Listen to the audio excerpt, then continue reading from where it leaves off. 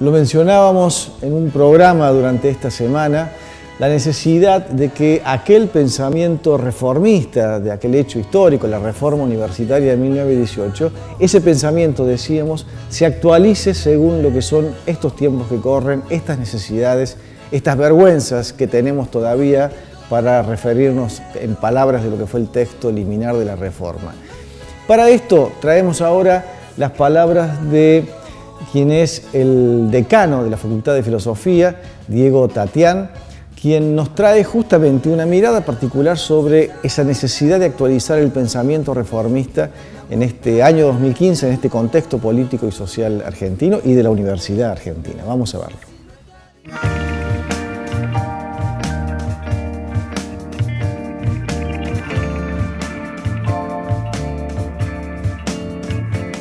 El tema de la reforma plantea, a mi modo de ver, un asunto que no es menor y que impone a todos nosotros una tarea, y es ¿qué hacer con una herencia? ¿Qué hacer con un legado?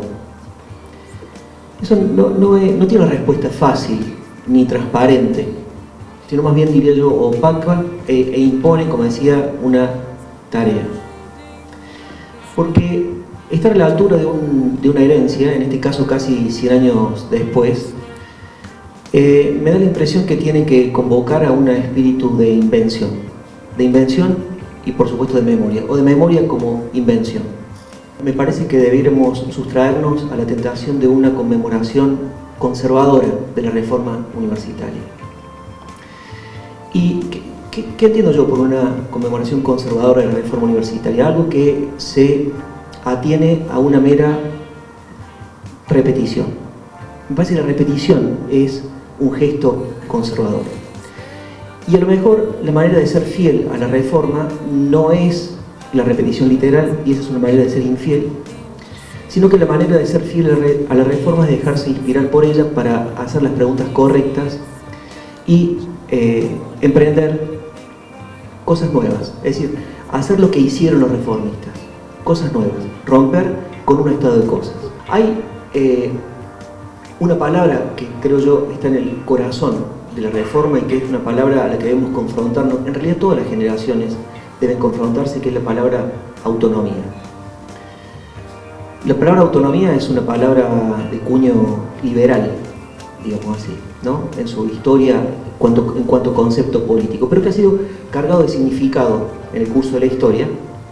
Y básicamente autonomía en el año 18 significaba una cosa tan empírica y tan concreta como que la policía no entre a los espacios universitarios y básicamente tomar distancias y producir el conocimiento del pensamiento de manera independiente de los poderes fácticos. El Estado entre ellos. Presumiblemente el Estado en ese momento era el poder fáctico que más se imponía. Yo creo que una pregunta buena es ¿qué significa autonomía 100 años después? ¿Qué significa autonomía hoy? Indudablemente hay dos maneras de entender este concepto. Una es la autonomía en un sentido pasiva, es decir, no se metan conmigo. Autonomía casi como indiferencia de los dramas sociales por los que atraviesa la sociedad a la cual la universidad pertenece y se debe. Autonomía como autismo. Y no me parece, en verdad, un concepto interesante. En mi entender, el concepto de autonomía es siempre un concepto afirmativo, es un concepto que se pregunta autonomía para qué, autonomía para hacer qué, autonomía de qué.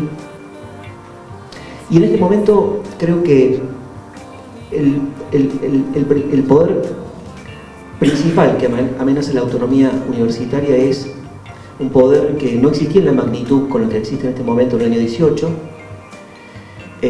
pero que lo amenaza de muerte a la manera que nosotros podamos implementar para producir conocimiento. ¿Y qué es el mercado? En mi opinión, en el día de hoy, la autonomía universitaria significa sobre todo, pero no únicamente, autonomía del mercado.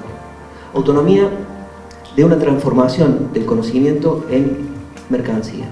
Ha habido una circulación periodística pocos días atrás respecto al gesto de autonomía que tuvo la Universidad Nacional de Córdoba de negarse a sucumbir a a un conjunto de estándares de evaluación universitaria que forman empresas privadas de los países del primer mundo, Norteamérica o Inglaterra en este caso, para formar parte de rankings universitarios, estándares que no tienen nada que ver, absolutamente nada que ver con nuestra tradición universitaria, estándares que en realidad tienen una pata en el negocio y que conciben efectivamente el conocimiento como mercancía y prácticamente como único paradigma, como único parámetro o criterio de la evaluación universitaria, los indicadores bibliométricos, es decir, las publicaciones en revistas llamadas de alto impacto. Me parece muy interesante como gesto de descolonización académica, es decir, como gesto de autonomía, el hecho de tener en cuenta una idea de calidad académica, de calidad universitaria, que nada tiene que ver con esa retórica de la excelencia, que muchas veces lo que hace es ocultar, en primer lugar, una mediocridad, en el sentido de los reformistas del 18, y en segundo lugar, hace de la aventura del conocimiento que se produce en la universidad una cosa mucho más integrada, que sobre todo es sensible a la no universidad, a los que están fuera de la universidad, a los que no acceden fácilmente a la universidad. A mi modo de ver, hoy autonomía significa consagrar el derecho a la educación superior de todas las personas, que además estaba en el espíritu de los reformistas. ¿Sí? Transformar, cosa que es una tarea que nos ha llevado ya 100 años, transformar a la universidad en un lugar que deje de ser un lugar del privilegio para pasar a constituirse en un espacio de derechos de todas las personas. ¿Cuál es la diferencia entre el privilegio y el derecho? El privilegio es solo para algunos, es sin otros, es a costa de otros, es contra otros.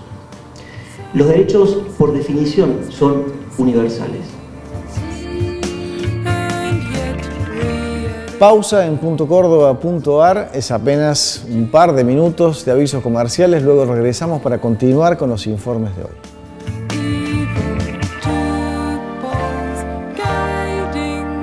Stay